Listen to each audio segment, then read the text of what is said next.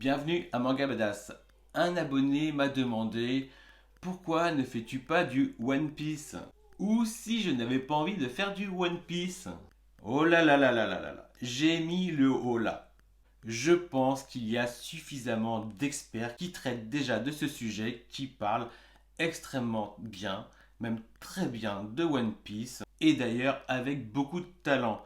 Il suffit de vous citer les deux frères qui tiennent la chaîne Monte Corvo, et voilà, pour moi,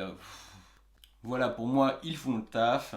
En plus, si vous voulez des thèses par-ci, par-là, vous en avez pêle-mêle sur YouTube. Alors, allez les voir. D'autant plus que c'est un sujet épineux, je dirais même un terrain miné.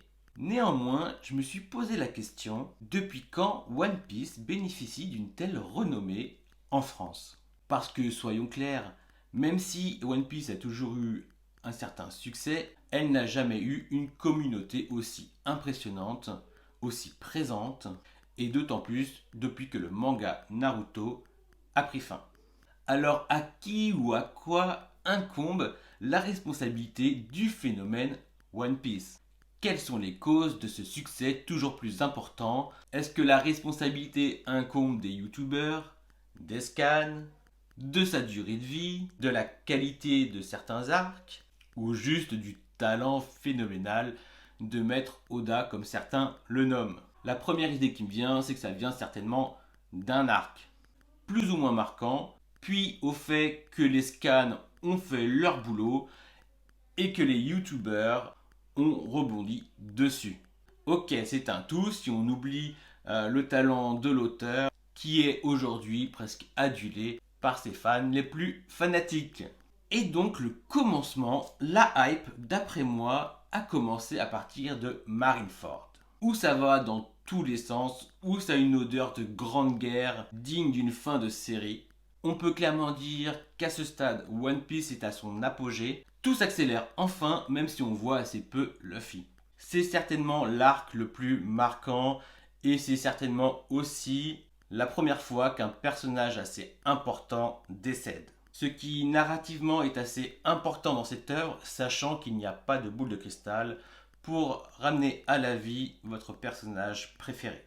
Alors, est-ce que c'est à partir de ce décès, de cet assassinat, que One Piece est rentré dans une autre sphère, que le public a finalement pris au sérieux les événements qui se produisent, qui se déroulent, en prenant la mesure du danger avec certains antagonistes de la marine, mais surtout de la véritable menace qui pèse avec Barbe Noire, qui juste là, on peut le reconnaître, on le prenait un peu pour un bouffon. Je ne suis pas en mesure de vous dire à partir de quand différents youtubeurs se sont mis à la quête des différents foreshadowing disséminés dans l'œuvre de Oda. En tout cas, il est mis en évidence que Oda est arrivé à la moitié de son récit et que par la suite, des parallèles se font entre les deux parties. La grande tendance qui se dégage chez les youtubeurs est d'extrapoler, de deviner, de faire des thèses sur ce que va nous proposer One Piece, voir quelle est la fin de One Piece. Alors parfois on a le droit à des thèses assez farfelues, assez intéressantes même, et parfois on est presque trop proche du spoil. Pour ma part, la partie qui m'a le plus marqué, c'est lorsque tout l'équipage de Luffy se fait rétamer par Bartolomé Kuma. Pour moi, à partir de Bartolomé Kuma, One Piece, c'est du sérieux. Là, ça rigole plus. Dans l'arc Thriller Bark, puis sur l'archipel Shabaodi.